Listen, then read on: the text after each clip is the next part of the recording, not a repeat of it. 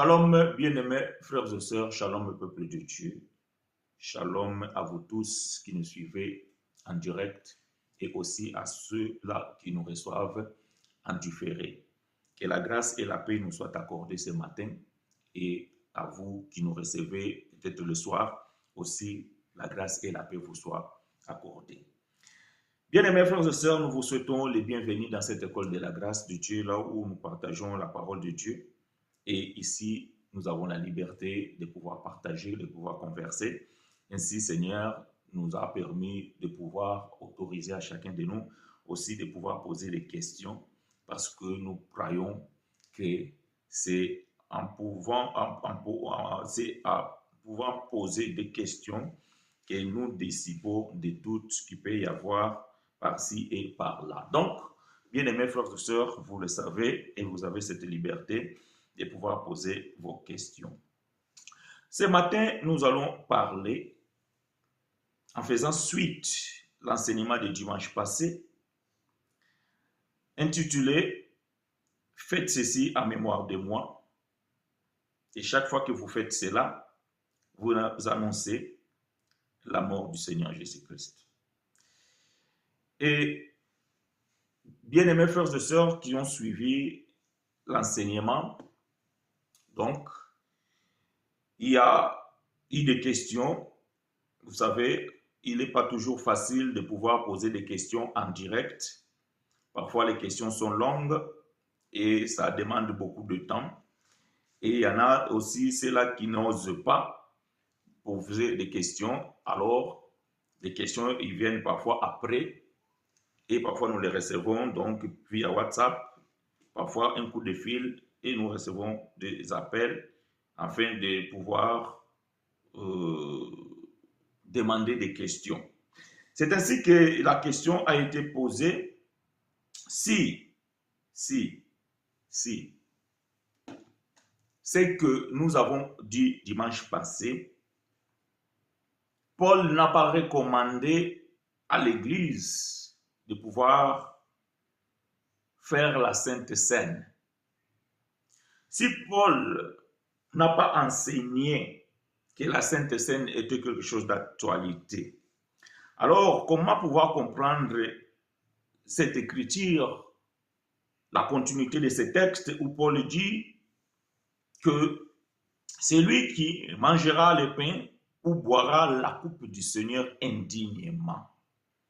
Et vous savez la suite, les conséquences qui engendrent, c'est là qui mangent le pain ou boivent la coupe du Seigneur indignement.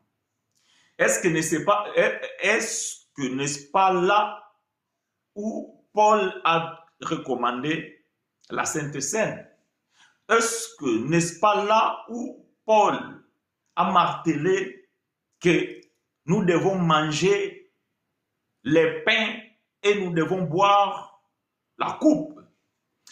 Voilà la question, bien-aimés frères et sœurs, que nous allons pouvoir répondre. Alors, sans plus tarder, nous vous invitons à ouvrir vos Bibles dans le premier livre de Paul aux Corinthiens, dans son chapitre 11, verset 28 jusqu'au verset 30. Je répète, 1 Corinthiens, ou bien 1 Corinthiens, chapitre 11, verset 28 jusqu'au verset 30.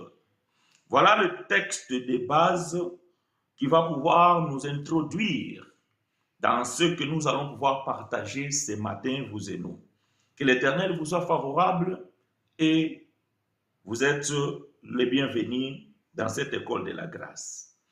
Je lis pour vous et avec vous 1 Corinthiens chapitre 11, verset 28 au verset 30.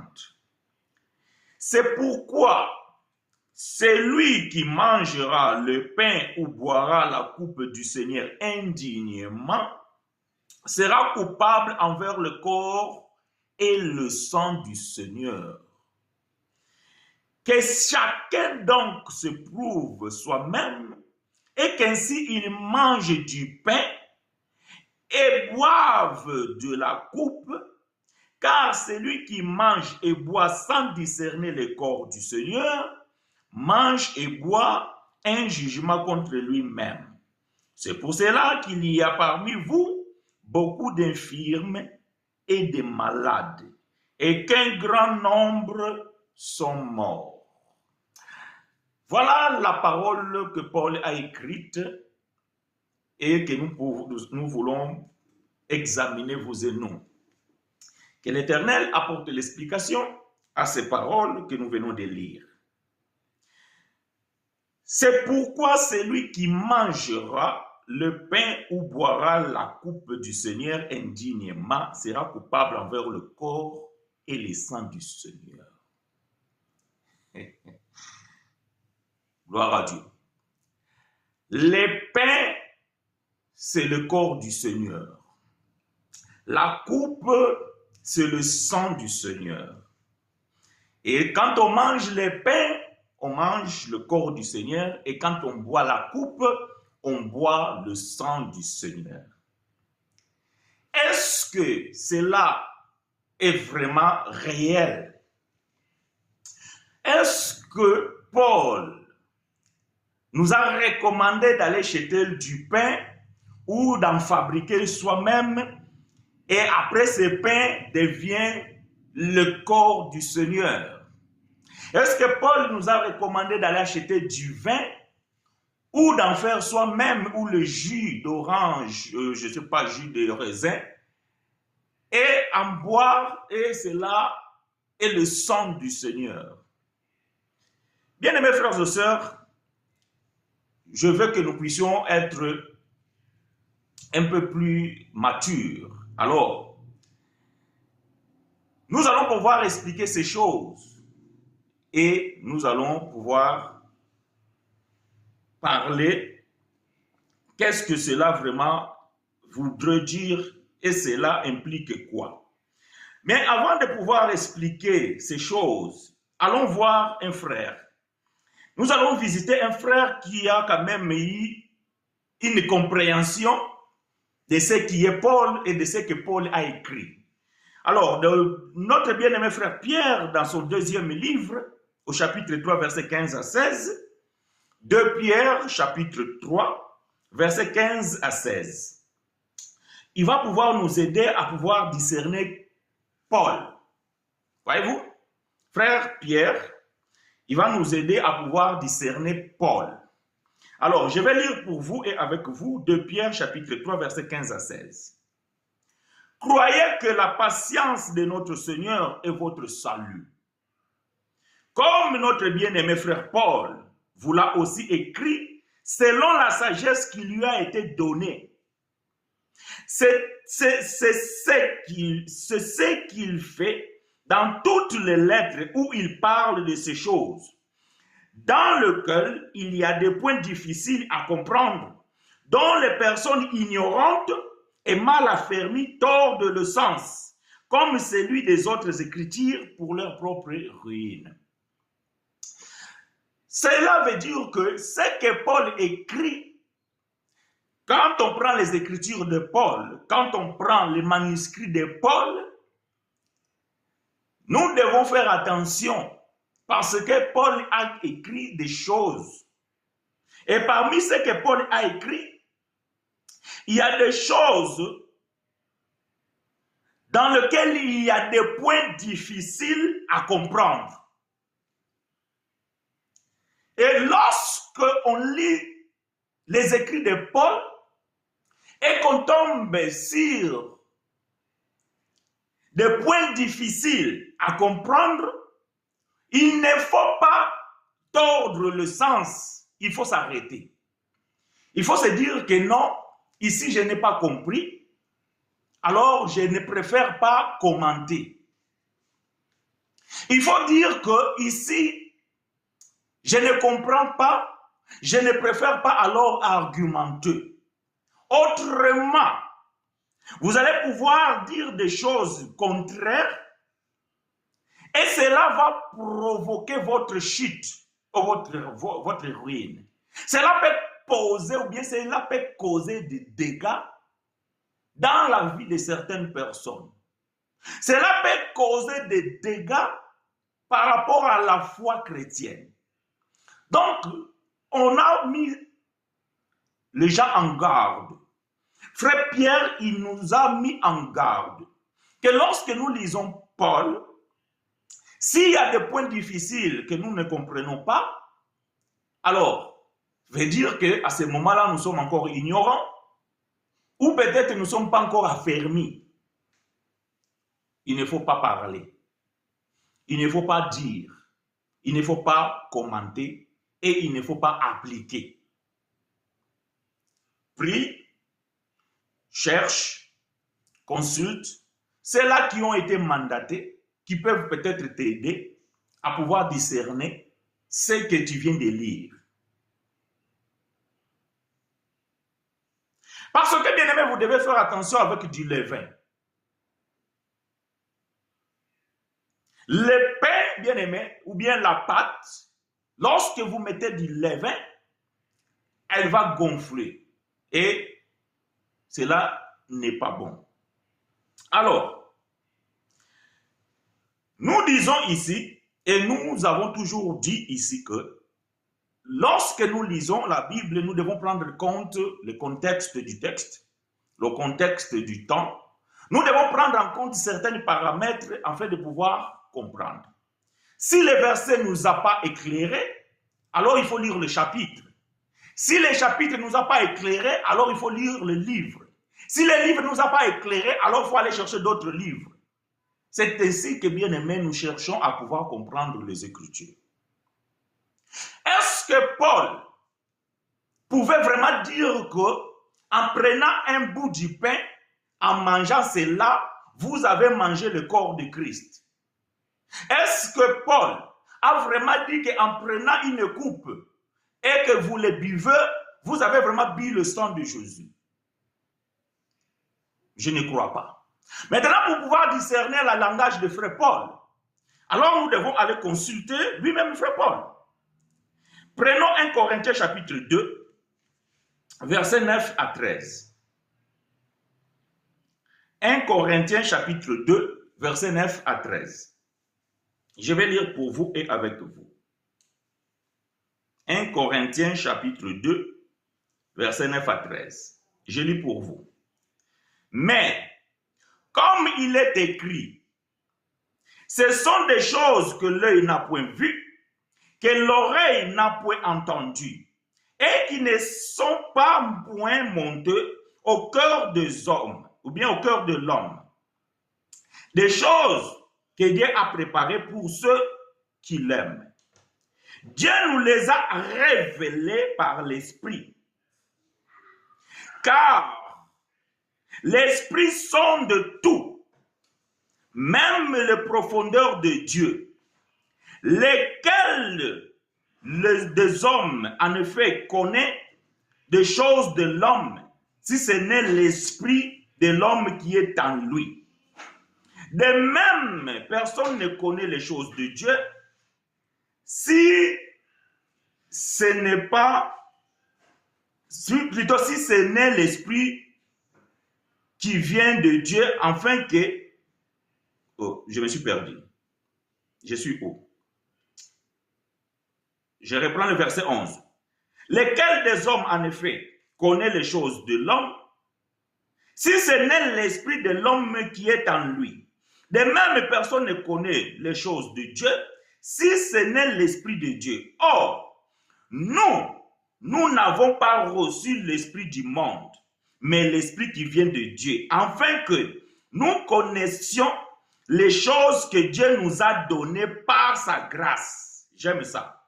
Et nous la parlons non avec des discours qu'enseigne la sagesse humaine, mais avec ceux qui enseignent l'esprit, employant un langage spirituel pour des choses spirituelles. Celui qui a l'esprit de Dieu en lui, c'est qu'il reçoit de la part de Dieu la révélation et il a la capacité de pouvoir comprendre les choses dont il enseigne spirituellement en employant un langage spirituel.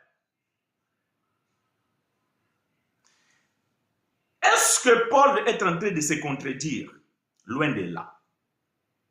Ça veut dire que Paul nous dit, quand vous lisez les Écritures, quand vous lisez la Bible, si je peux me permettre de le dire comme ça, faites attention de ce que vous lisez, de ne pas employer un langage humain, ou bien un langage humain.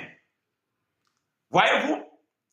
Donc, quand vous arrivez à un point difficile à comprendre, ne vous précipitez pas à interpréter selon vous-même.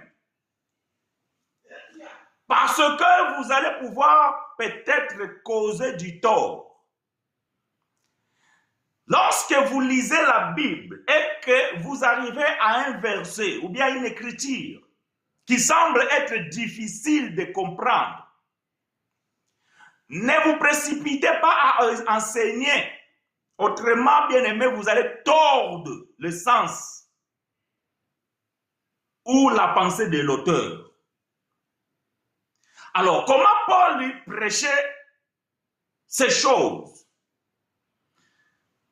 Paul prenait les choses physiques et en fait, il employait un langage spirituel. 1 Corinthiens chapitre 10. 1 Corinthiens chapitre 10, verset 1 à 6. Comprenons ces choses, bien-aimés frères et sœurs.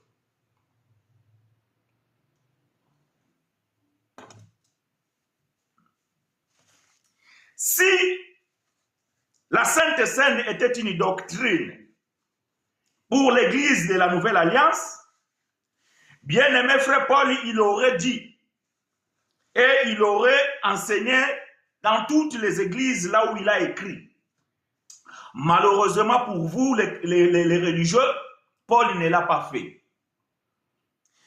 Si Paul était le participant de cet événement où Jésus avait partagé le pain et le vin avec ses disciples, on aurait dit que oui, Paul, il était le témoin de ces choses. Mais Paul, il dit qu'il a aussi par la révélation ce que Jésus avait dit à ses disciples la veille de sa mort. La nuit où il fut livré, voilà ce qu'il avait dit à ses disciples par rapport au partage. Ça, nous l'avons enseigné dimanche passé. Si vous n'avez pas été là-bas, vous pouvez aller chercher cette vidéo pour pouvoir comprendre. Mais ce que nous sommes en train de dire ici, nous voulons employer un langage spirituel aux choses spirituelles. Nous sommes dans le livre de 1 Corinthiens chapitre 10, verset 1 à 6. Je lis pour vous et avec vous. Frères, je ne veux pas que vous ignorez. Bon. Il se trouve qu'il y a des ignorants. Voilà ce que frère Pierre a dit. Ce n'est pas moi. Parce que parfois, on m'attribue des choses que moi, je n'ai jamais dit. Pierre, l'apôtre du Seigneur, il dit que Paul a écrit des choses. Parmi ces choses, il y a des points difficiles à comprendre dont les gens ignorants et mal affermis tordent le sens. Paul pose la question, frère, ou bien Paul dit, frère, je ne veux pas que vous ignorez que nos pères ont tous été sous la nuée, qu'ils ont tous passé au travers de la mer, qu'ils ont tous été baptisés en Moïse, dans la nuée et dans la mer, qu'ils ont tous mangé le même aliment spirituel et qu'ils ont tous bu le même breuvage spirituel, car ils buvaient à un rocher spirituel qui les suivait et ce rocher était Christ. Qu'est-ce que Paul est en train de dire? Paul écrit des choses difficiles à comprendre. Alors, il emploie lui-même un langage spirituel. Paul dit que le fait qu'Israël a traversé la mer Rouge, le fait qu'Israël, ils ont mangé la manne, le fait qu'Israël, ils ont bu du rocher, il dit que cela était spirituellement. Oh, est-ce qu'Israël a bu cela spirituellement? Non. Israël a mangé la manne physique. Israël a bu l'eau physique. Israël a traversé la mer Rouge. Mais Paul dit que ces choses, aujourd'hui, nous devons prendre cela spirituellement. Frère Paul, apparemment, il y a des ignorants qui n'ont pas compris cela. Donc, aujourd'hui que vous croyez que vous vous mettez à la mer Méditerranée et vous voulez traverser pour rentrer en Europe et vous allez invoquer le Dieu de Moïse et que la mer va s'ouvrir. Bien aimé, impossible.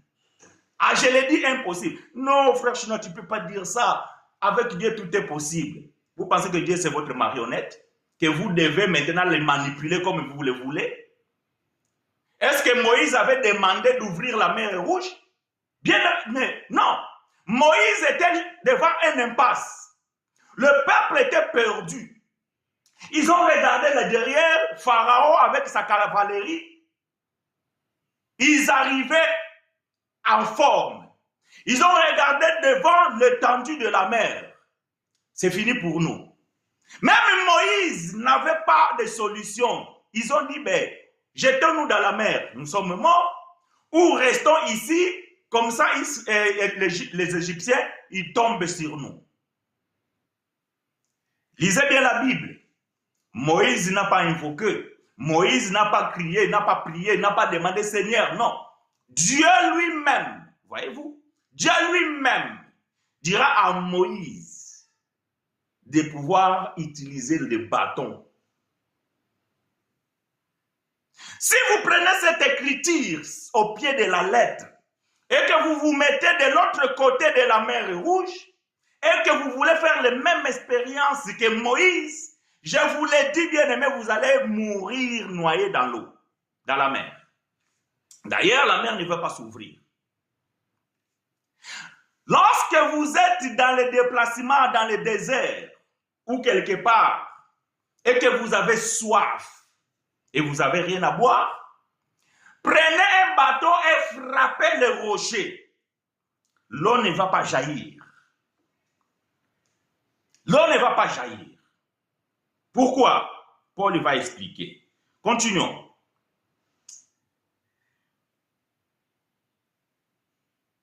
Verset 5. Mais la plupart d'entre eux ne furent point agréables à Dieu, puisqu'ils périrent dans le désert. Or, ces choses sont arrivées pour nous servir d'exemple, afin que nous n'ayons pas de mauvais désirs comme ils ont eu. Ces choses, voyez-vous, or ces choses sont arrivées pour nous servir d'exemple. Paul ne dit pas que or ces choses sont arrivées afin que nous puissions aussi les vivre. Non. Aujourd'hui, bien aimé, la manne ne tombe pas du ciel. Vous devez travailler, vous devez aller acheter de la nourriture, vous voulez faire je ne sais pas quoi. Donc, vous ne pouvez pas rester chez vous, croiser les bras comme ça et attendre que la manne descende. Israël n'a pas prié pour recevoir la manne. La manne, c'était une provision divine. Dieu lui-même savait que ce peuple devait manger. C'est comme vous, chez vous, à la maison, vous n'attendez pas que vos enfants demandent la provision à la maison. Vous-même, vous savez, la fin du mois, vous devez faire des achats et pour en provisionner votre maison. Parce que vous savez que vous avez des enfants et que vos enfants mangent beaucoup. Dieu n'a pas entendu la prière d'Israël. D'ailleurs, Israël n'a pas prié que le Seigneur envoie-nous la nourriture. Dieu a pourvu pour eux la manne. Donc, ces choses ne sont pas arrivées afin que vous preniez cet exemple et restez chez vous, croiser les bras et attendre que la manne descende. Ou quand vous priez, vous jeûnez. Après 21 jours, vous dites maintenant, Seigneur, j'ai fini de jeûner, j'ai faim, envoie-moi les corbeaux. Vous allez mourir. Ce n'est pas possible. Ces choses sont arrivées pour nous servir d'exemple afin que nous n'ayons pas de mauvais désirs comme ils ont eu. Toujours chapitre 10, versets 15 à 17. Verset 15 à 17. Nous sommes toujours dans le même chapitre. J'ai sauté un peu. Je prends versets 15 et 17. Je parle comme des hommes intelligents. Jugez vous-même de ce que j'ai dit. La coupe de bénédiction que nous bénissons, n'est-ce pas la communion au sang de Christ? Les pains que nous rompons, n'est-il pas la communion au corps de Christ? Puisqu'il y a un seul pain, nous qui sommes plusieurs, nous formons un seul corps, car nous participons tous à un même pain.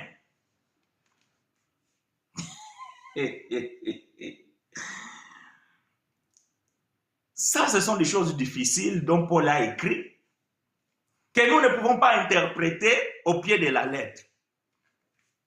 Donc, Paul dit que, pardon,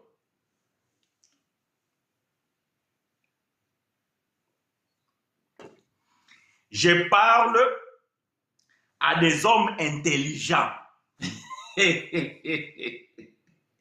Il semblerait que certains hommes ne sont pas intelligents et ils ne comprennent pas le langage spirituel. Voilà pourquoi aujourd'hui il y a beaucoup de doctrines tirées de la Bible, mais qui ne collent pas avec la saine doctrine. Parce que les hommes ne sont pas assez intelligents. Mais Paul dit que je parle aux hommes intelligents. J'ai dit ici une fois, j'avais dit dans l'un de mes enseignements, j'avais dit que l'évangile de la grâce, c'est un évangile qui est donné aux gens intelligents et capables. Il y a quelqu'un qui m'avait suivi, qui avait dit, frère, tu ne peux pas dire ça parce que l'intelligence humaine, c'est rien du tout et tout ça là. J'ai dit non, frère, vous ne pouvez pas dire cela parce que Dieu lui-même, le Seigneur Jésus, il avait appelé les disciples qui sont devenus après comme les apôtres. Et la Bible confirme que c'était des hommes non instruits. Ils avaient des retards à pouvoir discerner ou à pouvoir comprendre des choses. Voilà pourquoi même Pierre, lorsqu'il a reçu la révélation par rapport aux païens, il n'a pas eu la capacité de discerner ce que Dieu voulait. Voilà pourquoi le Seigneur Jésus va susciter Paul, un homme intelligent, docteur de la loi, capable de pouvoir discerner et de comprendre ce qui est spirituel, ainsi avec l'aide de son intelligence. Vous ne pouvez pas dire cela.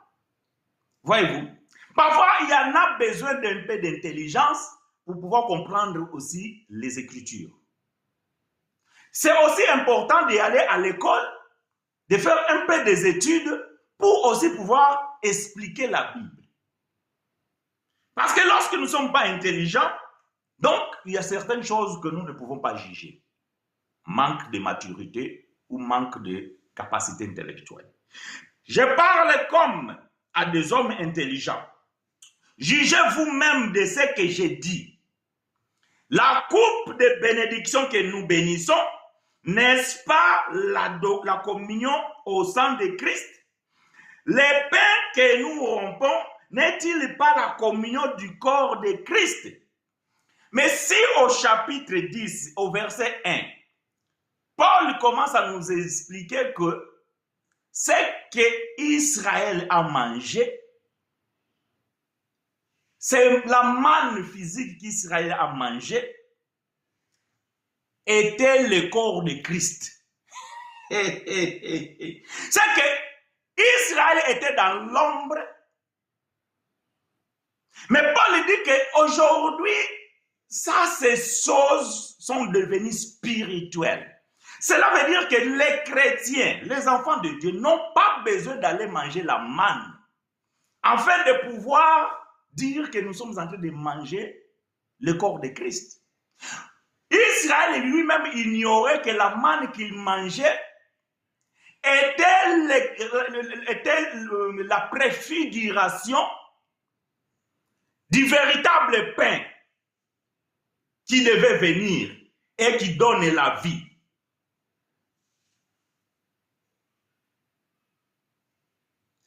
Puisqu'il y a un seul pain, nous qui sommes plusieurs, nous formons un seul corps car nous participons tous à un même pain. Le pain ici, c'est qui? Le pain ici, c'est Christ. Et Paul dit que nous tous, les enfants de Dieu, nous participons à un seul pain. Ça veut dire que nous aussi, nous sommes les pains, parce que nous formons le corps de Christ. Et pourquoi vous ne me mangez pas? Parce que moi, je suis le pain. Le corps de Christ, c'est le pain. Écoutez bien, je reprends. Puisqu'il y a un seul pain, vous achetez le pain de Lidl. En Afrique, ils achètent le pain dans les marchés ou bien chez les boulangers. Aux États-Unis, ils achètent leur pain, je ne sais pas quoi. Et dans cette assemblée là-bas, ils ont leur propre pain. Il y a plusieurs pains que vous mangez dans la Sainte Seine. Si réellement Paul parle que ici c'est la Sainte Seine, mais Paul dit qu'il n'y a qu'un seul pain. Et que nous, les enfants de Dieu, nous formons aussi ce corps. Ça veut dire que le pain qui est Jésus, c'est l'ensemble de tous. Parce que Paul dit, car nous participons tous à un même pain. Si nous participons tous à un même pain, ça veut dire que nous participons dans le corps de Christ. C'est que nous aussi, nous sommes les pains.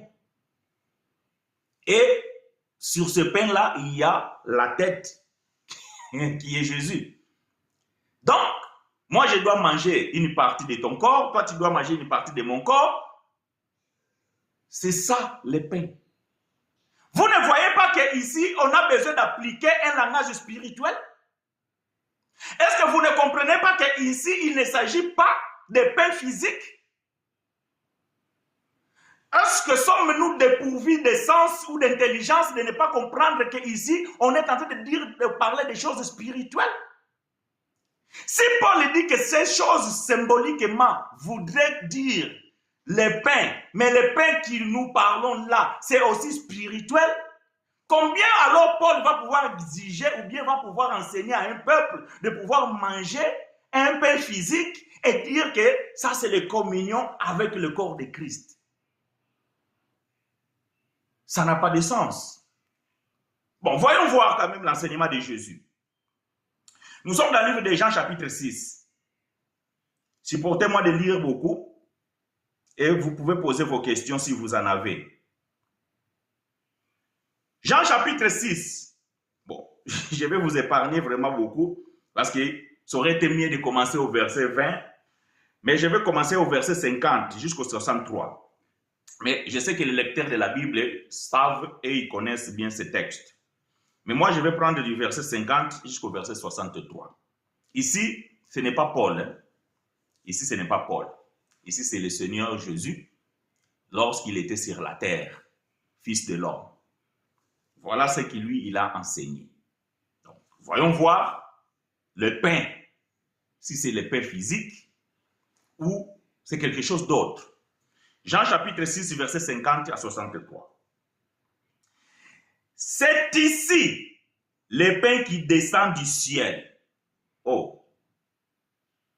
Est-ce que le pain que vous mangez dans les assemblées vient du ciel? Question, moi je pose des questions. Moi la Bible me répond. Mais vous pouvez me répondre, vous les pasteurs, vous les diacres, vous qui pratiquez ces choses. Je vous ai posé une question. Les pains que vous partagez dans vos assemblées, est-ce que ce pain vient du ciel? Question. C'est ici le pain qui descend du ciel, afin que celui qui en mange ne meure point. Quand vous mangez les Saintes Seines, il n'y a pas de gens qui meurent dans vos assemblées. Depuis le temps que vous mangez la Sainte Seine, il n'y a plus de morts. Les gens continuent à mourir après avoir mangé la Sainte Seine. Il y en a même le jour même de la Sainte Seine, le soir, ils meurent. Il y a même le jour de la Sainte Seine, en sortant de l'église ou de l'assemblée pour rentrer chez lui, un accident, il meurt. Donc le pain ne l'a pas sauvé.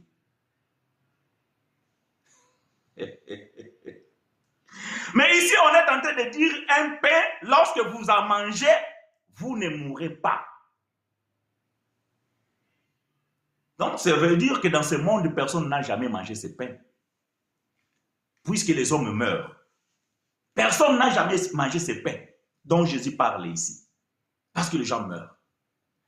Mais le Seigneur ne parle pas ici de la mort physique. Ah, si le Seigneur ne parle pas de la mort physique, c'est que le pain aussi n'est pas physique. Aux choses spirituelles, employons un langage spirituel.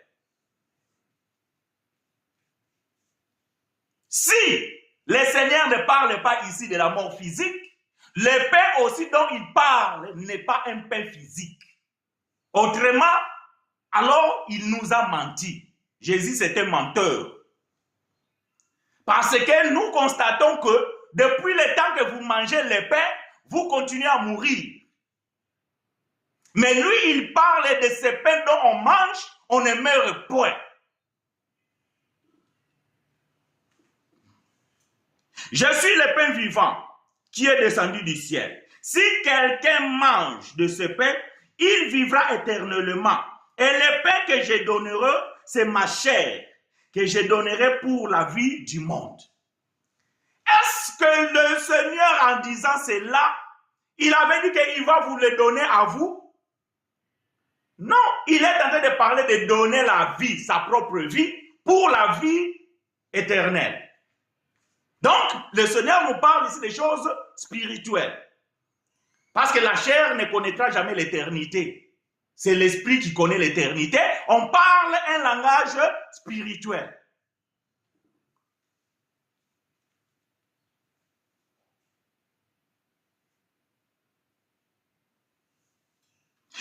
Ce pain, il vivra éternellement. Et le pain que je donnerai, c'est ma chair que je donnerai pour la vie du monde.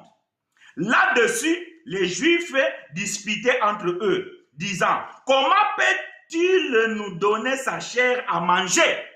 Voilà les hommes non intelligents. Croyant qu'ils sont des docteurs de la lettre, croyant qu'ils maîtrisent les Écritures, mais en voici un problème.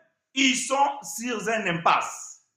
Bonjour frère, nous savons que Paul a pratiqué la loi avant d'avoir la révélation, 14 ans après. Donc, nous pouvons comprendre que quand il a écrit aux Corinthiens, il n'avait pas encore reçu la révélation. Il n'a pas encore reçu la révélation sur le repas du Seigneur, ce qui explique bien 1 Corinthiens 11, que chacun donc se prouve soi-même, tout ça là, donc par celui qui mange, ok. Je suis tenté de dire à ma soeur que tout à fait ça. Donc, je ne vais pas aller cela, je ne vais pas aller dire cela parce que quand j'étudie la Bible, le temps de l'écriture de 1 Corinthiens et le temps chronologiquement, le temps que Paul a reçu la révélation, on va pouvoir comprendre que lorsque Paul écrivait ces choses ici, il avait déjà la compréhension de ce qui était la révélation. Voilà pourquoi, si nous lisons le chapitre 10 que nous venons de lire, nous comprenons déjà ces choses. Si nous lisons le chapitre 5, Paul parle déjà de la Pâque, que Christ est notre Pâque, donc voilà, et il va parler que un peu de levain et compagnie, tout ça là. Donc Paul avait déjà la révélation. Donc voilà pourquoi je ne peux pas être tout à fait d'accord avec ces pensées, alors que c'est une pensée qui pourrait tenir la route. Mais ce que nous sommes en train de dire ici, la tradition biblique que nous avons aujourd'hui, c'est une tradition tentatieuse.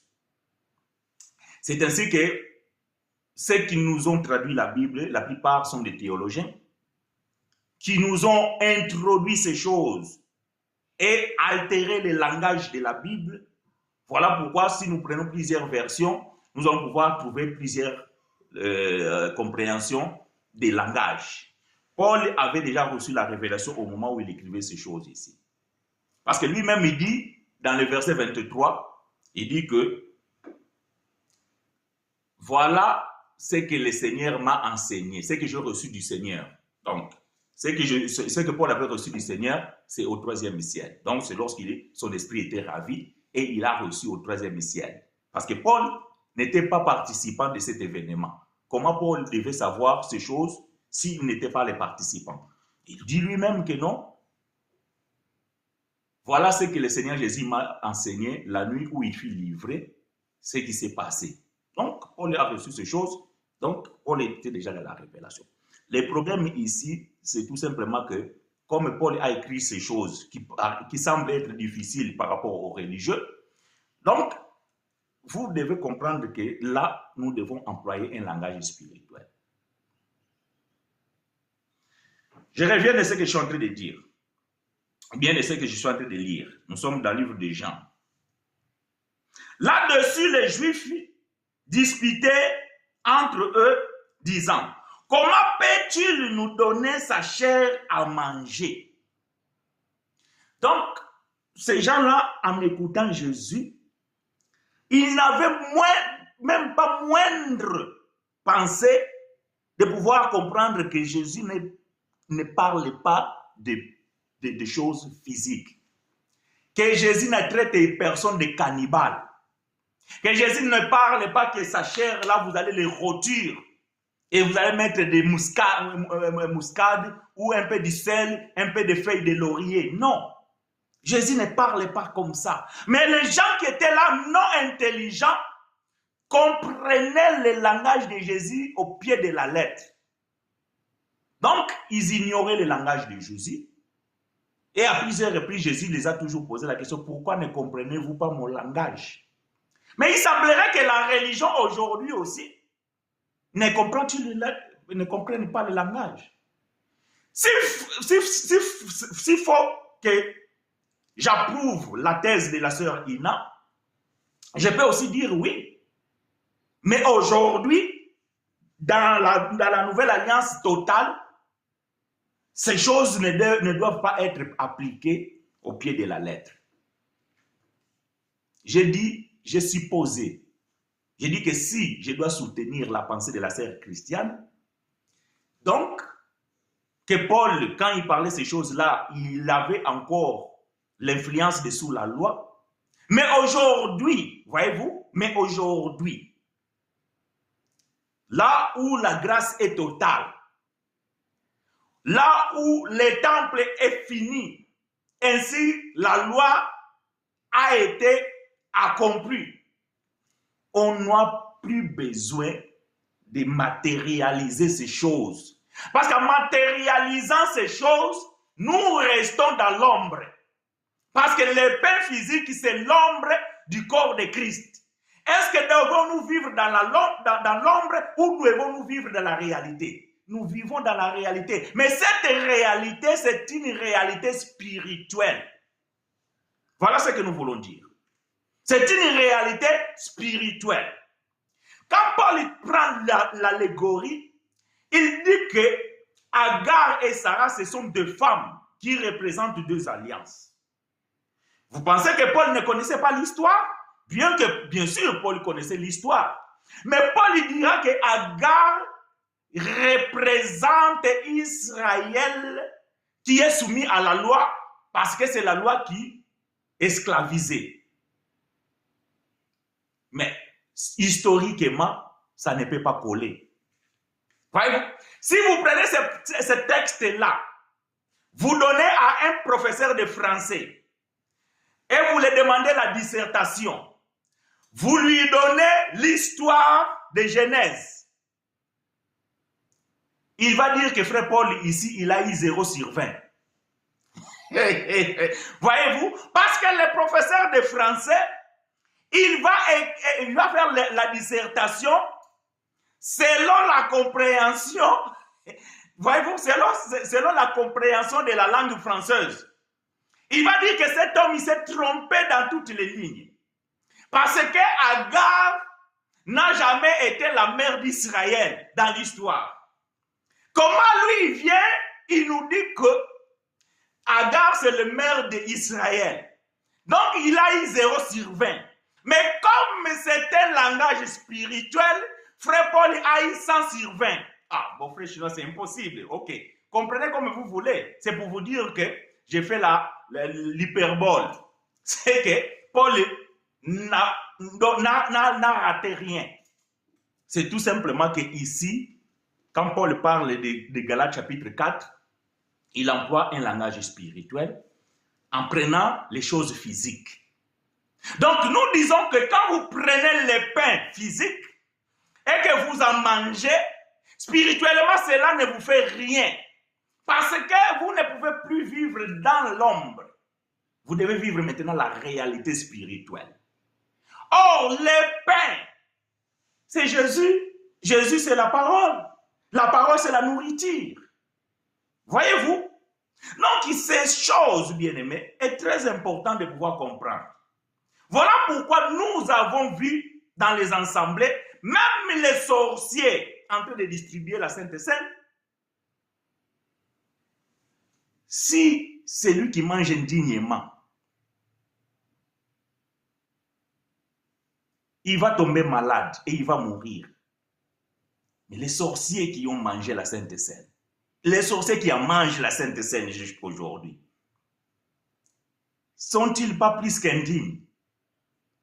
Vous avez déjà vu dans une assemblée un sorcier manger la Sainte Seine et mourir? Votre pasteur là, un adulteur, il mange la Sainte Seine. Vous avez déjà vu un pasteur tomber parce qu'il a mangé la Sainte Seine alors qu'hier, la veille, il a commis l'adultère? Ces choses-là n'ont pas d'effet. Même pas moindre effet spirituel. Rien. Donc vous mangez quelque chose qui ne peut même pas vous rassasier. Cela ne peut même pas vous rassasier. Je continue la lecture. Jésus leur dit, en vérité, je vous l'ai dit, si vous ne mangez la chair du Fils de l'homme, et si vous ne buvez son sang, vous n'avez point la vie en vous-même.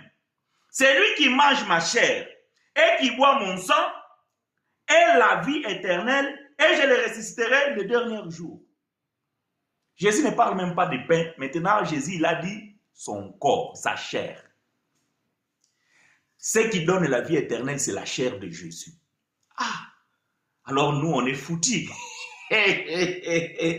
Nous qu'on n'a pas vu Jésus dans la chair, comment aurons-nous la vie éternelle, cher pasteur? Parce que vous parlez du pain, mais Jésus, il a changé de langage. Il a dit que il faut manger vraiment ma chair et boire vraiment mon sang.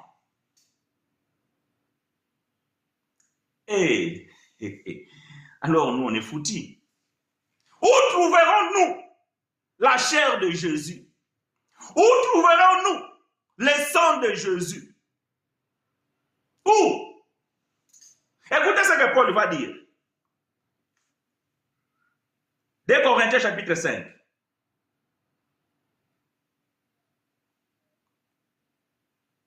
« 2 Corinthiens chapitre 5. Est-ce que c'est 1 ou 2?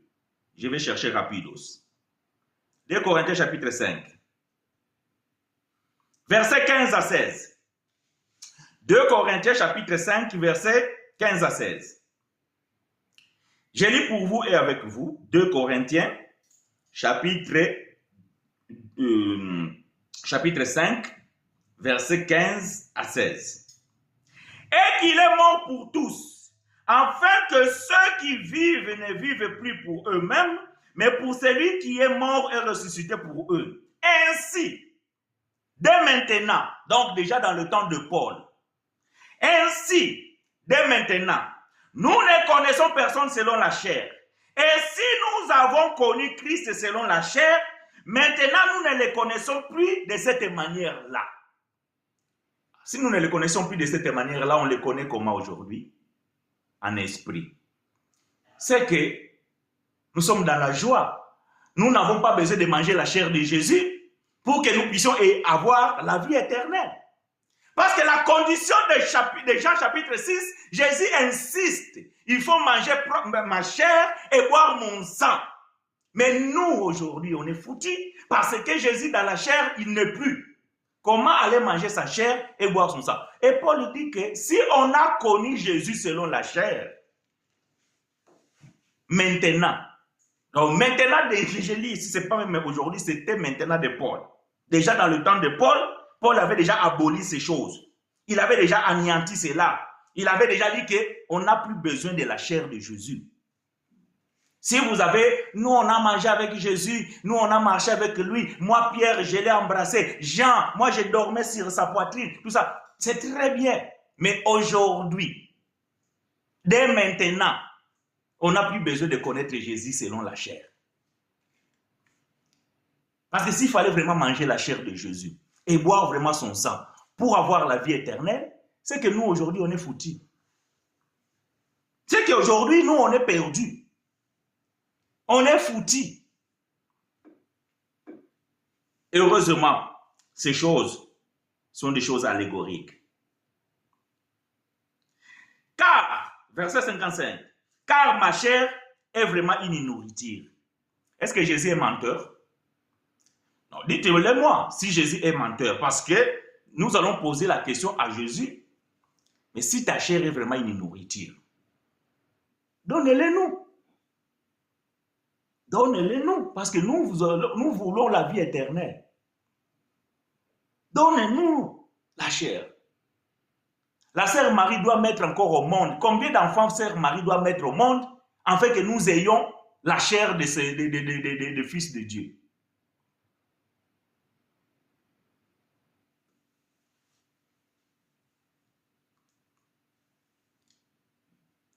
Car ma chair est vraiment une nourriture et mon sang est vraiment un breuvage. Celui qui mange ma chair et qui boit mon sang demeure en moi et je demeure en lui. Comme le Père qui est vivant m'a envoyé et que je vis par le Père, ainsi celui qui me mange vivra par moi. Est-ce que vous pouvez-vous croire que Jésus est en train de dire ici des choses physiques? Non, impossible. Parce que vous-même, vous allez être troublé. Mais Seigneur Jésus, mais aujourd'hui, où est-ce que je vais te trouver? Pour que je mange vraiment ta chair, où est-ce que je dois te trouver aujourd'hui? Où es-tu, Seigneur? Que nous allons couper un petit morceau, parce que si tu coupes un grand morceau, les autres, ils en auront plus. Vous savez, aujourd'hui, la population mondiale est estimée à 8 billions, pas millions, billions des êtres humains. Bon. Considérons qu'il n'y a que 10% qui sont convertis, bien 10% qui sont croyants. Depuis que ces choses sont écrites, il avait que le corps que chacun devait aller manger, je ne sais pas, 0,0000,1 gramme. Combien de temps devait durer cette nourriture pour que nous ayons, nous aussi, part aujourd'hui? Essayez de réfléchir comme un petit enfant qui essaye de réfléchir sur un point. Parce que vous savez, certaines choses, parfois, nous avons besoin de nous mettre au niveau des enfants et réfléchir comme des enfants pour pouvoir comprendre ou chercher la solution. Parce que quand on est aussi trop réfléchi comme trop, quand on réfléchit aussi trop comme un adulte, parfois nous nous perdons dans nos pensées. Alors, nous devons nous rabaisser comme des petits enfants, essayer de réfléchir. Si le corps de Jésus était toujours là, ça devait durer combien de temps pour que nous ayons part aujourd'hui? Parce que Jésus insiste. Celui qui mange ma chair et qui boit mon sang demeure en moi et je demeurerai en lui.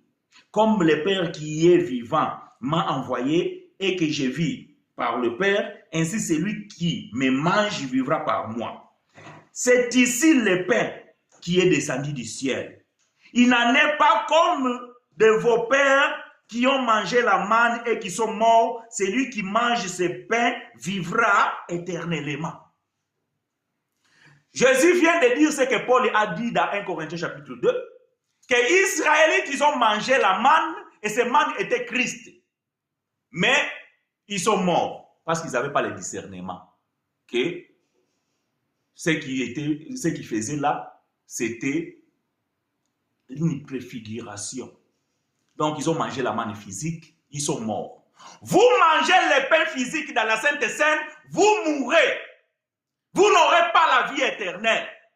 Mais si vous n'aurez pas la vie éternelle, pourquoi vous mangez le pain dans vos églises en disant que vous mangez le corps de Christ et vous buvez le sang de Jésus. Pour la vie éternelle, est-ce qu'on a besoin de manger un pain physique? Est-ce qu'on a besoin de boire une coupe physique? Non. Non. Non.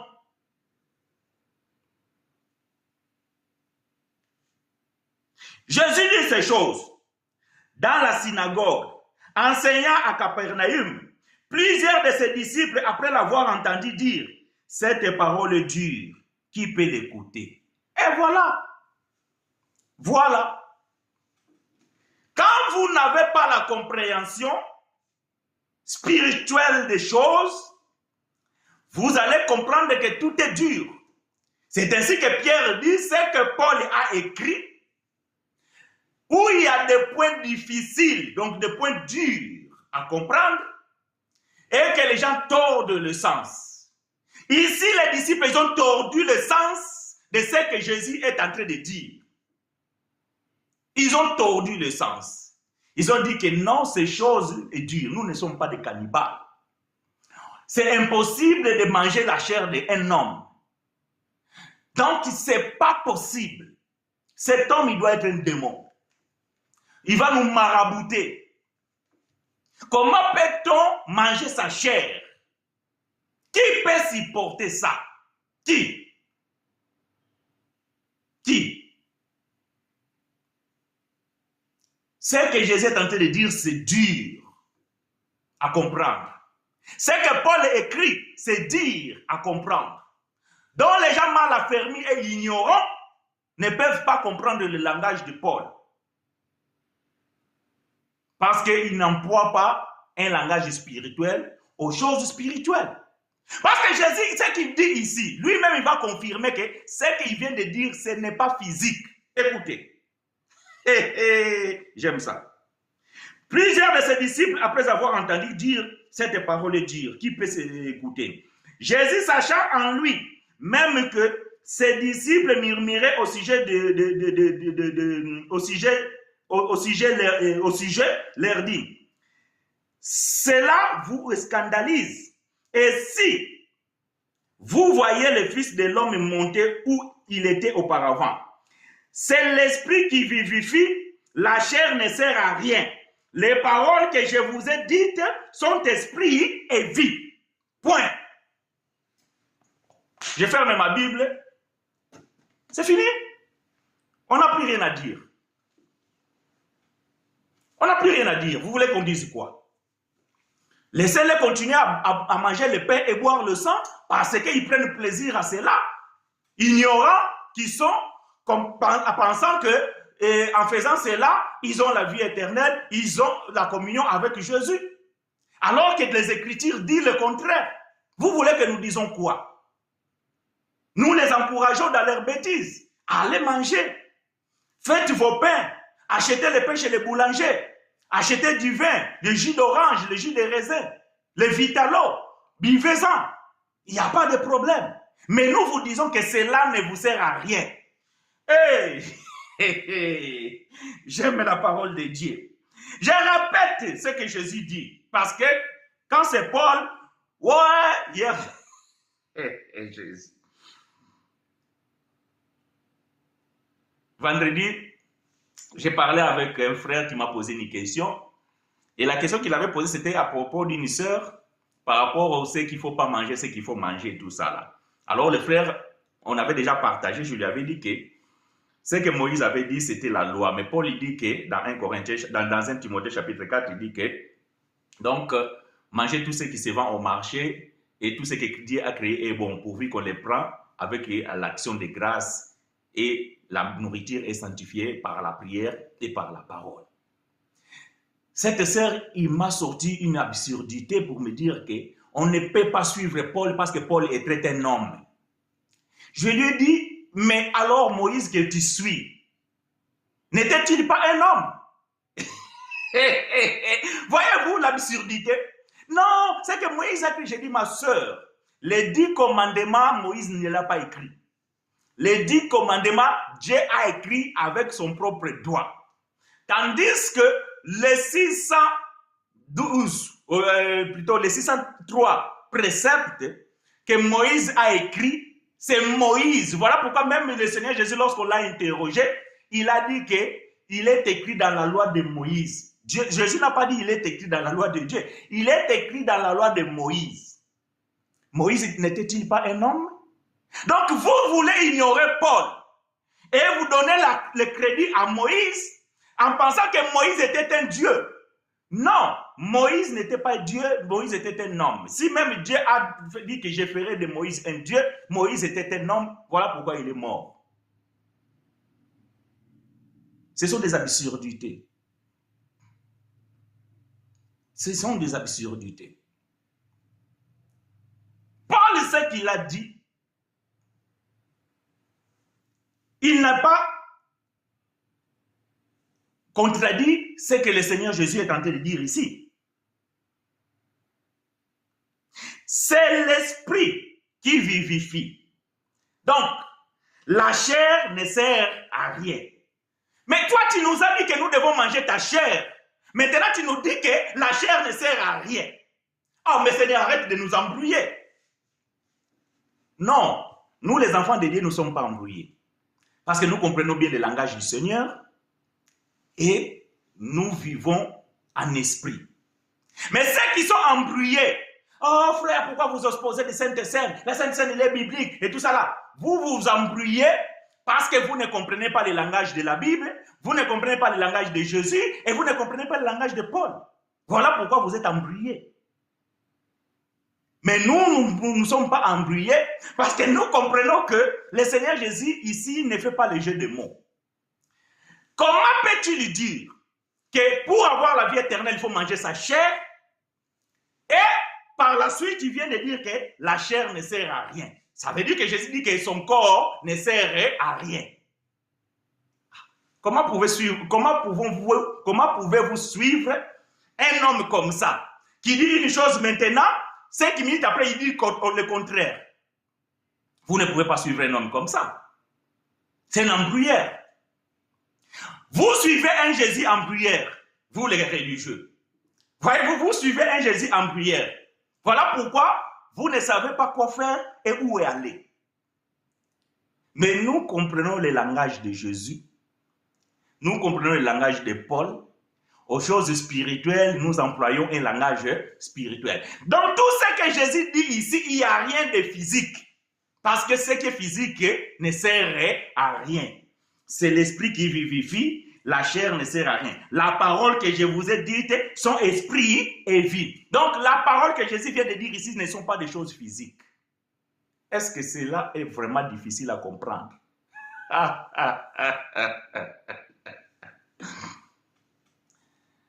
Nous savons que Moïse était un homme, alors comment pouvons-nous interpréter Exode 7.1?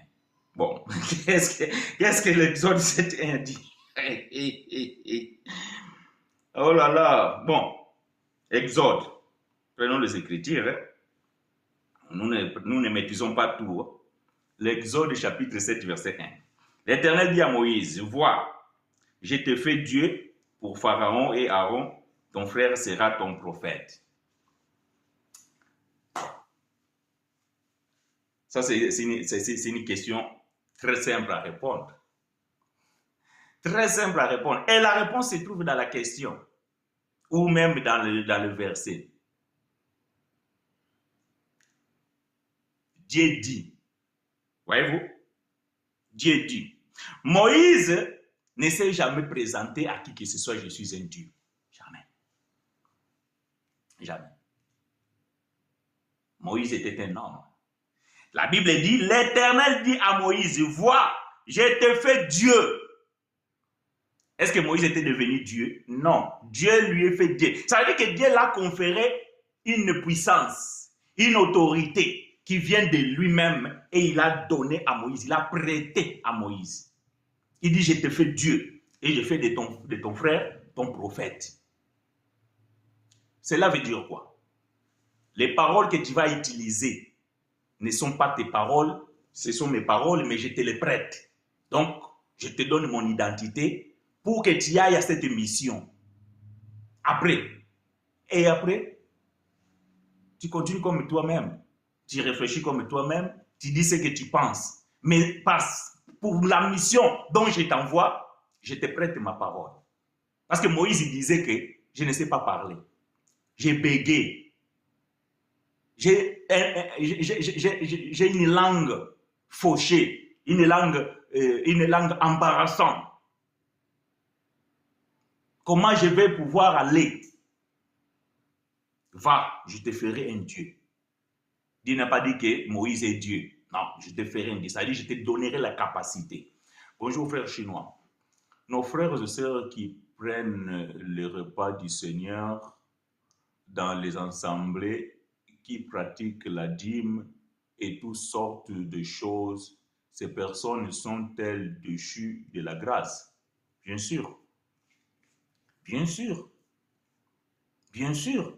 Quand vous pratiquez la loi jusqu'aujourd'hui, parce que la Sainte Seine que vous appelez Sainte Seine, ce n'est pas biblique. Le mot qui convient, c'est la Pâque. Jésus n'a jamais mangé Sainte Seine, Jésus n'a jamais institué la Sainte Seine. Jésus a mangé la Pâque. La veille, la nuit où le Seigneur fut livré, après avoir mangé la Pâque. Luc chapitre 22, vous pouvez lire cela. Donc, Jésus, après avoir mangé la Pâque, par la Sainte Seine, après avoir mangé la Pâque. La Pâque, c'est une loi mosaïque. Exode chapitre 12, à partir du verset 44. Maintenant, tous ceux qui pratiquent les choses de la loi sont déchus de la grâce. Galates chapitre 5. Galates chapitre 5. Verset 4. Où je commence par verset 2 jusqu'à verset 4. Galates chapitre 5, verset 2 à 4. Voici, moi Paul, je vous dis, si vous vous faites circoncire, Christ ne vous servira de rien. Moi, frère chinois, j'ai dit, si vous mangez la Sainte Seine, Christ ne vous sert de rien. Ça, c'est frère chinois qui vient de dire. Et je proteste encore, une fois à tout homme, qui se fait circoncire et qu'il est tenu de pratiquer la loi tout entière. Et je proteste, mon frère chinois, tous ceux qui mangent la Sainte Seine, il est obligé à pratiquer toute la loi.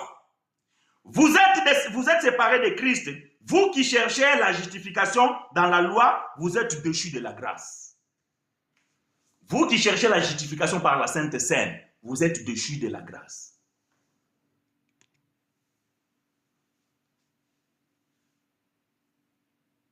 Vous êtes déchus de la grâce. Vous qui donnez la dîme, vous qui pratiquez la dîme, vous êtes déchus de la grâce. Alors les 600 et quelques préceptes devenant dans les pensées de Moïse ou de Dieu lui-même.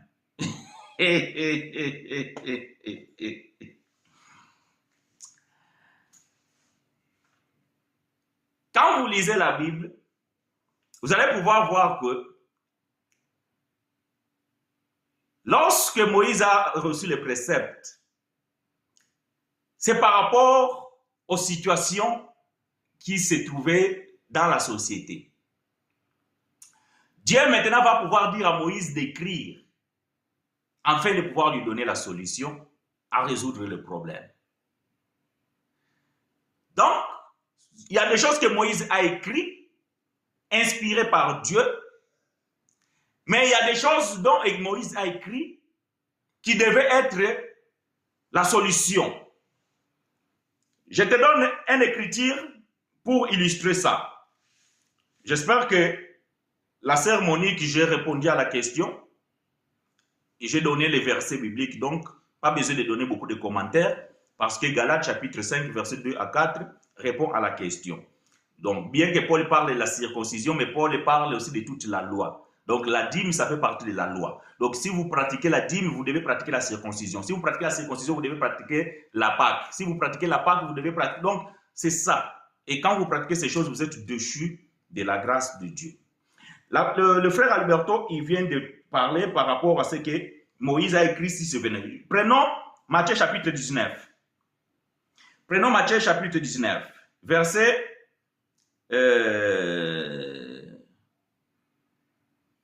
verset 3 à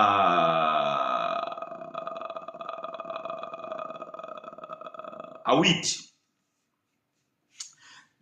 Matthieu 19, verset 3 à 8. Nous allons pouvoir voir que si tout ce que Moïse a écrit venait de Dieu. C'est ça la question de frère Alberto. Je lis Matthieu chapitre 19, verset 3 à 8. Les pharisiens l'abordèrent et dirent, pour l'éprouver, est-il permis à un homme de répudier sa femme pour un motif quelconque? Il répondit, n'avez-vous pas lu que le Créateur au commencement fit l'homme et la femme? Et qu'il dit, c'est pourquoi l'homme quittera son père et sa mère et s'attachera à sa femme et les deux deviendront une seule chair. Ainsi, ils ne sont plus deux, mais ils sont une seule chair, que l'homme donc ne sépare pas ce que Dieu a joint. Pourquoi donc, lui dirent-ils, Moïse a-t-il prescrit de donner à la femme une lettre de divorce et de la répudier? Il répondit, c'est à cause de la dureté de votre cœur que Dieu a dit à Moïse d'écrire ceci, cela. Non. Est-ce que tu lis avec moi ou pas? Je répète la réponse. Ouvre ta Bible, mon frère. Ouvre la Bible, fiston. Écoutez ce que Jésus répond. La question, pourquoi donc lui dirent-ils? Donc, ils, les pharisiens, ils posèrent la question à Jésus. Moïse a-t-il prescrit de donner à la femme une lettre de divorce et de la répudier? Donc, Moïse, lorsqu'on l'a soumis les problèmes par rapport au couple, et les gens, ils se disaient que moi, maintenant, cette femme, je ne trouve plus plaisir de vivre avec elle, je me sens plus bien, tout ça là. Maintenant, la loi dit qu'il faut que jusqu'à la mort. Parce que ça, c'est la loi que Dieu avait donnée à Moïse. Qu'une fois unis, jusqu'à la mort vous sépare. Maintenant, les gens, ils ont dit non, Moïse, la loi de Dieu, c'est trop difficile. Nous ne pouvons pas. Il faut trouver une solution. Donc, Moïse trouve la solution. Il dit, OK, je vais vous prescrire. Si tu te trouves à cette situation-là, prends une lettre, écris, donne à ta femme et tu la répudies. Donc, Jésus dit, il est répondu, donc Jésus, c'est à cause de la dureté de votre cœur que Moïse vous a permis de répudier. Voyez-vous, Jésus ne dit pas que c'est à cause de la dureté de votre cœur que Dieu a dit à Moïse d'écrire. C'est comme ça qu'on lit la Bible. Voyez-vous, c'est comme ça qu'on lit la Bible. Ici, c'est Moïse qui a écrit que quand tu ne peux plus, donc tu peux répudier ta femme, mais tu lui donnes la lettre de divorce parce que c'est cette lettre qui va permettre à cette femme de pouvoir se remarier. Parce que selon la loi, quand vous êtes unis, jusqu'à ce qu'elle meure. Mais quand le peuple disait que ces choses sont trop dures, Moïse devait trouver une solution. Moïse a écrit. Moïse est un législateur. C'est ça qu'on dit comme ça, un législateur, c'est ça. Et donc c'est lui qui fait des lois. Comme aujourd'hui nous avons des parlements dans nos pays, nous avons les parlements, là où sont fondées toutes les lois que nous vivons aujourd'hui. Et Moïse, il était comme ça. Donc il devait trouver la solution à un problème. Donc il dit, OK, à cause de la dureté de votre cœur, vous allez outre la loi de Dieu. Donc, je vais vous ajouter une loi qui va vous permettre de pouvoir répudier votre femme. Donc, ça, ce n'est pas Dieu qui a dit à Moïse. Je reviens dans ce que nous sommes en train de dire. Maintenant, manger ou boire indignement, cela provoque des maladies. Nous comprenons déjà ici que manger les pains ou boire le sang, ce n'est pas manger le pain physique et boire le sang, mais c'est la parole de Dieu. Parce que dans le langage de la Bible, prêcher la parole de Dieu, c'est manger. Selon Jean chapitre 4, verset 20 et quelques. Ça, vous le connaissez parce qu'on en a déjà parlé ici à plusieurs fois. Maintenant, celui qui prêche ou celui qui utilise mal la parole de Dieu qui est le pain de vie, il le mange indignement. Celui qui explique ou qui reçoit une mauvaise explication, il boit le vin ou bien le sang de Jésus indignement.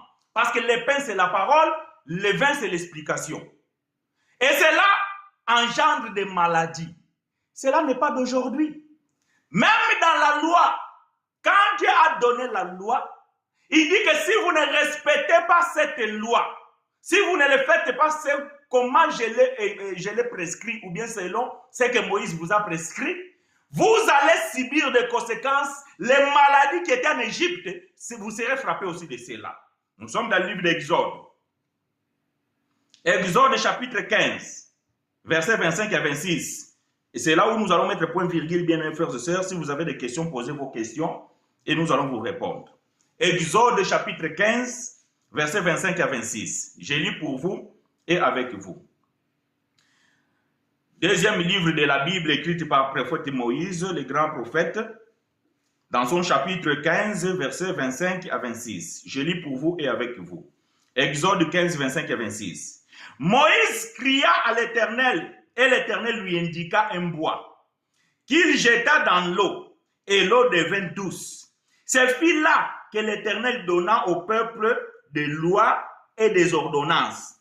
Et ce fut là qu'il les mit à l'épreuve. Il dit, si tu écoutes attentivement la voix de l'Éternel, ton Dieu, si tu fais ce qui est droit à ses yeux, si tu prêtes l'oreille à ses commandements, et si tu observes toutes ces lois, je ne te frapperai d'aucune des maladies dont j'ai frappé les Égyptiens, car je suis l'Éternel qui te guérit.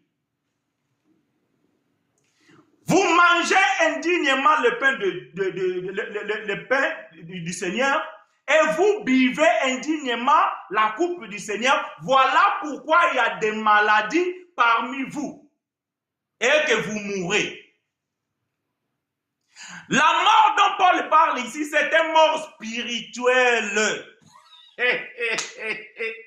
Il y a beaucoup de gens qui sont dans les églises, spirituellement sont morts. Parce qu'ils mangent indignement le pain et ils boivent indignement la coupe.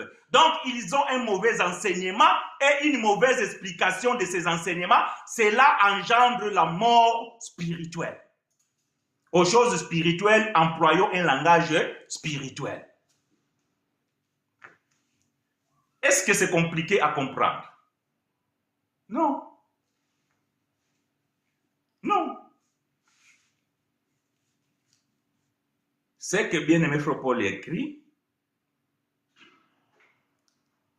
il y a des choses difficiles à comprendre. Ça, nous en sommes conscients. Et nous le savons.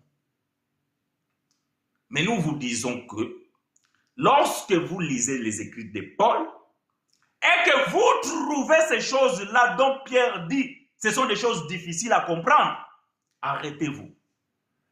Appelez quelqu'un, peut-être qu'il y a une grâce différente à la sienne, et partage pour pouvoir avoir une autre opinion, bien une autre compréhension. Peut-être que tu appelles une deuxième personne, ou bien un troisième, afin de pouvoir comprendre ce que Paul a écrit. Mais si vous interprétez directement et vous appliquez, c'est ainsi qu'aujourd'hui, il y a beaucoup de dégâts parce que Paul a été mal compris. Mal compris. Aujourd'hui, Paul, dans certaines communautés, il est diabolisé, exclu, parce que les gens ne comprennent pas tout simplement ce que Paul voulait dire. On dit que cet homme-là était un érudit.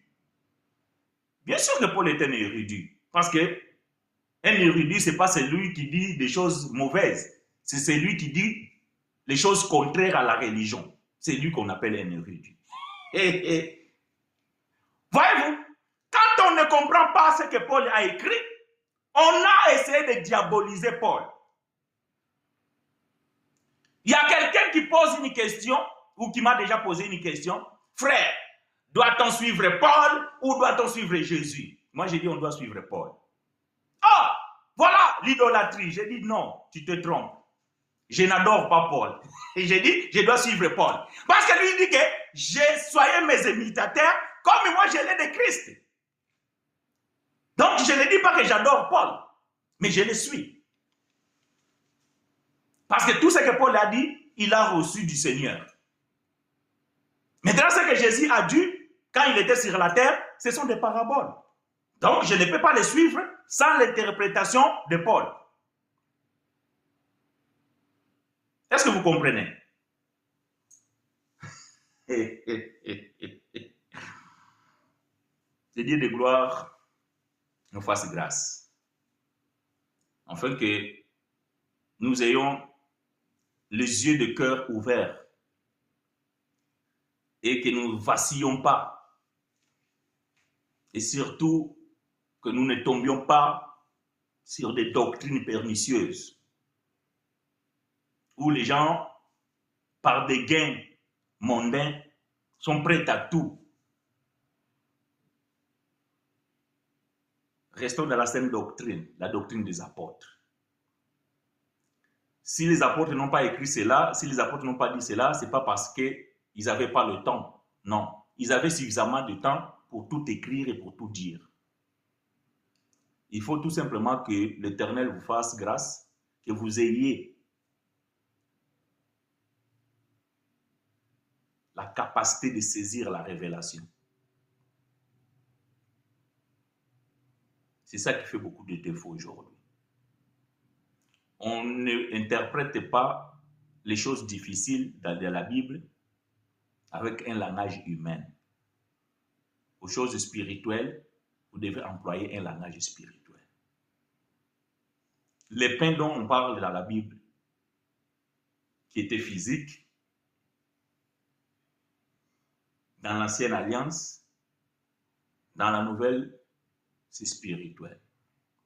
Les choses dont Jésus avait dit, ces choses étaient charnelles, mais ce qui compte pour nous, c'est les choses spirituelles qui nous donnent la vie. La mort dont Paul parle là, c'était par rapport à la mort spirituelle. Faire appel à Philippe, Actes des Apôtres 8 et 30. Ok, on va appeler Philippe. Et frère, lui, il nous a dit d'appeler Philippe. Allons appeler Philippe. Tu es où, Philippe? Actes des Apôtres, chapitre 8, verset 30. Philippe accourut et entendit l'Éthiopien qui lisait le prophète Ésaïe et il lui dit, comprends-tu ce que tu lis? Merci, frère. Que l'Éternel te soit favorable. Comprenez-vous ce que vous lisez? L'eunuque éthiopien lisait un journal. Voyez-vous, avec une belle histoire. Comme aujourd'hui, les gens lisent la Bible comme un journal qui a de belles histoires. Moïse, il a tapé l'eau, s'est ouvert, le peuple a traversé. Waouh! Moïse a frappé le rocher, l'eau a jailli, les gens ils ont dit waouh! Vous lisez là comme un roman, sans pourtant comprendre ce que vous lisez. L'eunuque éthiopien lisait un journal. D'après lui, il lisait un journal. Mais il y avait une belle histoire dans ce journal qu'il lisait. Ils étaient tous errants. Chacun suivait sa propre voie. Les châtiments qui donnent la paix tombaient sur lui. Philippe vient.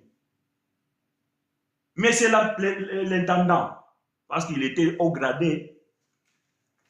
Mais c'est l'intendant. Comprends-tu ce que tu lis? Comment comprendrais-je s'il n'y a personne pour m'expliquer? Ah! Vous ne comprenez pas le langage de Paul, vous ne comprenez pas le langage de Jésus, parce qu'il n'y a personne pour vous expliquer. Que l'Éternel te soit favorable, frère Louis. J'aime ça. J'aime ça. Vous ne comprenez pas le langage de Paul, vous ne pouvez pas comprendre le langage du Seigneur Jésus-Christ parce qu'il y a des gens, parce qu'il n'y a personne qui peut vous expliquer. Il ne s'agit pas d'histoire, Philippe, Enoch. Non, ce scénario que tu es en train de lire, c'est une belle histoire, mais ce n'est pas simplement une histoire. Mais de qui s'agit-il? Est-ce que le prophète parle de lui-même? Est-ce que Paul parlait de lui-même? Non. Non. Ce que tu lis là, le prophète parlait de Christ. Ce que Paul a écrit, Paul parle de Christ, ne parle pas du pain physique. Non, Paul ne parle pas du pain physique. Jamais. Non, non, non, c'est pas Paul. Paul ne peut pas recommander à qui que ce soit de manger le pain physique.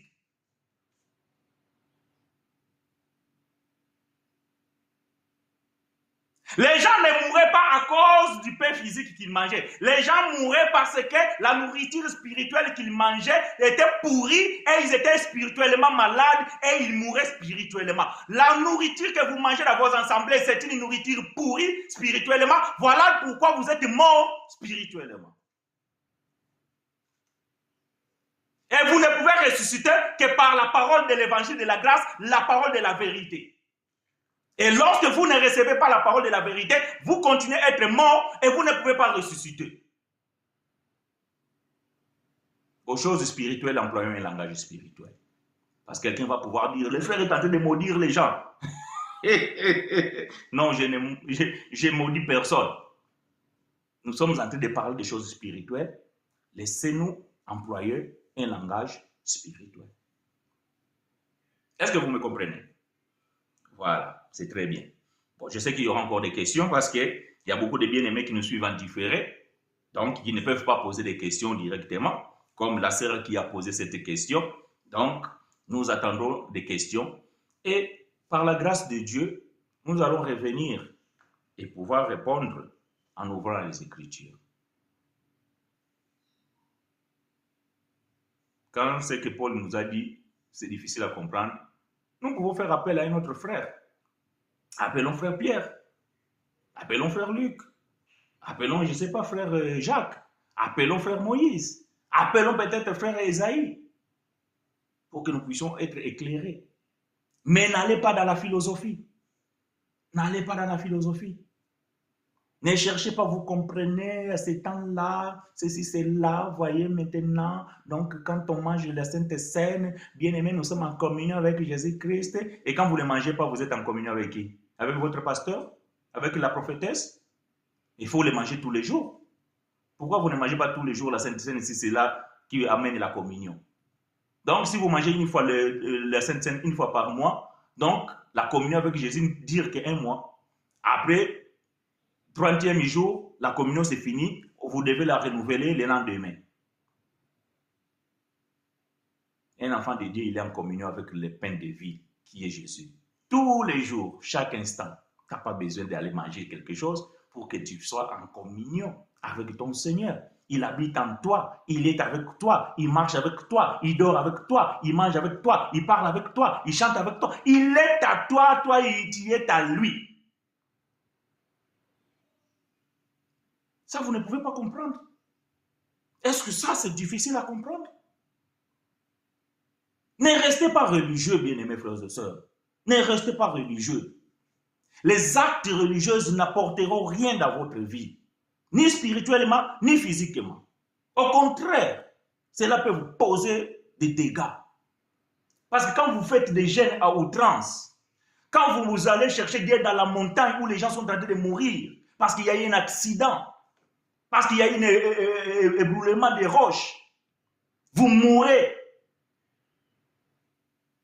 Et un prophète qui est monté dans la montagne, et je ne sais pas faire quoi. Dieu n'a pas pu le sauver, alors qu'il est allé chercher Dieu. Mais comme Dieu ne se trouvait pas sur cette montagne, donc Dieu est venu trop tard. La mort l'avait déjà ramassé. Et le prophète donc le temps d'invoquer Dieu, comme Dieu était de l'autre côté, dans l'autre montagne, dans l'autre province, le temps que Dieu prend les taxis, vous savez, au Congo, les taxis, les embouteillages, Dieu était dans les embouteillages.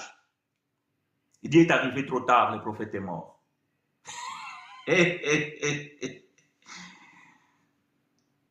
J'en rigole, c'est triste. C'est triste. On ne peut pas se réjouir de la mort de quelqu'un. Mais je ne me réjouis pas. Mais c'est triste en fait de pouvoir entendre des choses comme ça. Quelle ignorance. Donc, le Dieu qui est avec toi, il s'est échappé. Donc, tu avais laissé ton cœur ouvert, Dieu s'est échappé. Et il est parti. Dieu, attends-moi. Dieu dit non, j'ai d'autres chats fouettés. Il est parti. Maintenant, comme tu ne sais pas où il est allé les chercher sur la montagne. Parce qu'on t'a dit que Dieu habite sur la montagne. Et donc, tu as pris l'adresse et tu es allé chercher Dieu. Et en arrivant là-bas, tu n'as pas trouvé Dieu. Et quand la mort est venue te visiter, Dieu était dans les embouteillages. Pasteur Paul a dit, soyez mes imitateurs. Pourquoi? Parce qu'il était dans le pas du Christ. Donc, suivez les pas de Paul, c'est suivre les pas de Jésus, pasteur. Il ne faut pas dire que suivre Jésus ou Paul, tu vas choisir.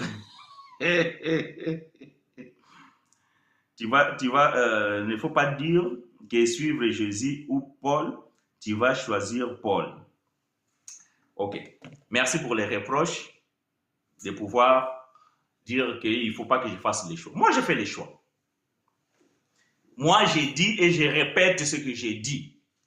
Entre Jésus et Paul, je suis Paul. Je vais dire pourquoi.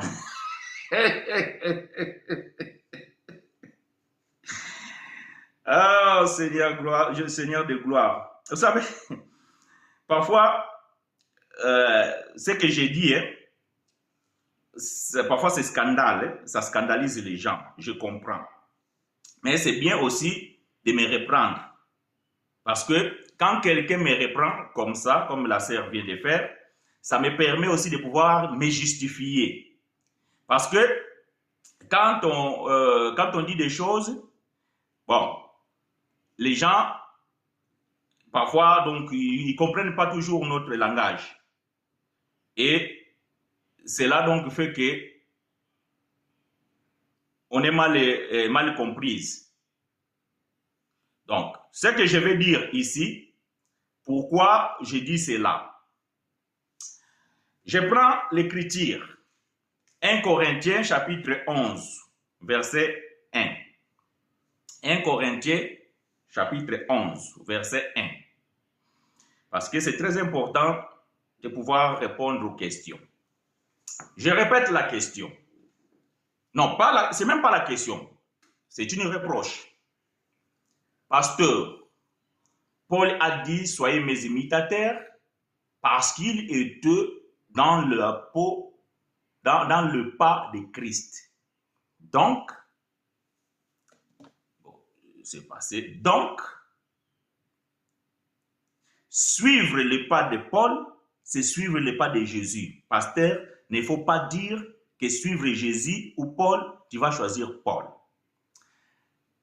Vous voyez, je pense que même la sœur qui a posé la question, elle n'a pas bien saisi ce que j'ai dit.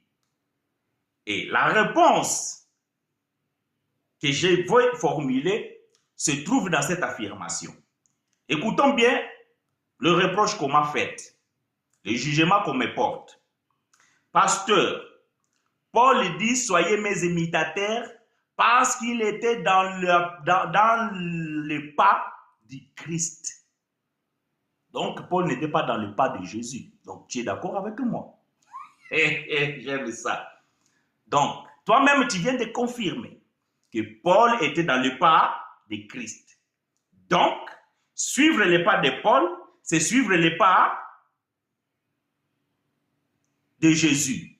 Non. Suivre les pas de Paul, ce n'est pas suivre les pas de Jésus. Dans la maturité spirituelle que j'ai aujourd'hui, Je sais faire la différence entre Jésus et Christ. Je répète, dans la maturité spirituelle que j'ai aujourd'hui, je sais faire la différence entre Jésus et Christ. Paul dit, 1 Corinthiens chapitre 11, verset 1. Soyez mes imitateurs comme je les suis moi-même de Christ. Pas Jésus. C'est très important. Très important.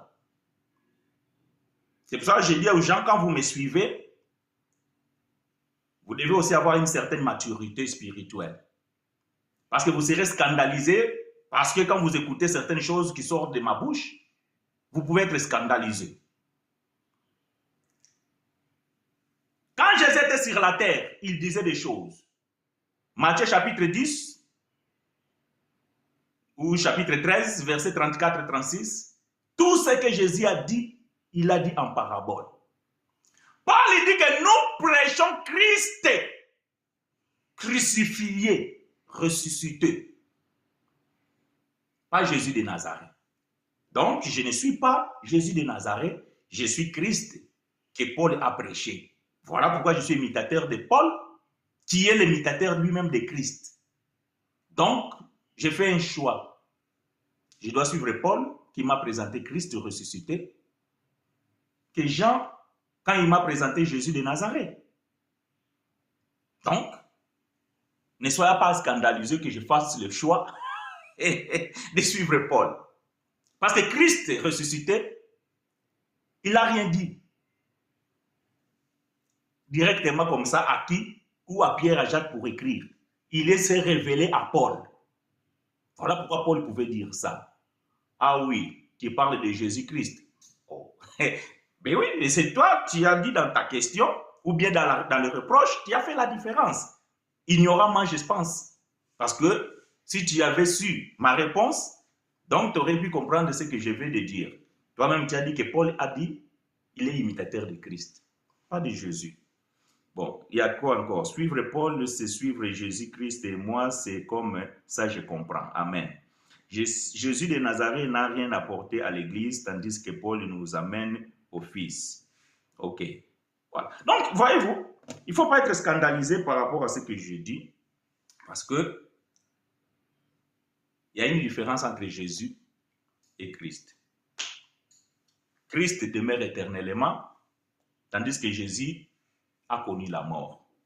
Donc, vous voyez, il y a une différence? Très bien. Ça, c'est notre sujet qu'on peut aborder aussi et qu'on peut aussi en parler un jour. Voilà, bien-aimés frères et sœurs, nous sommes ravis de savoir que vous êtes de plus en plus nombreux à nous suivre et à poser des questions. Et cela, vraiment, nous encourage à continuer à pouvoir nous donner des disponibilités, disposer notre temps afin de pouvoir aussi trouver les ressources et de pouvoir venir partager avec vous. Voilà, bien-aimés frères et sœurs, nous allons pouvoir mettre point virgule ici, après avoir écouté ces morceaux. Nous allons prier, vous et nous. Et quant à vos questions, vous avez toutes les adresses pour les poser.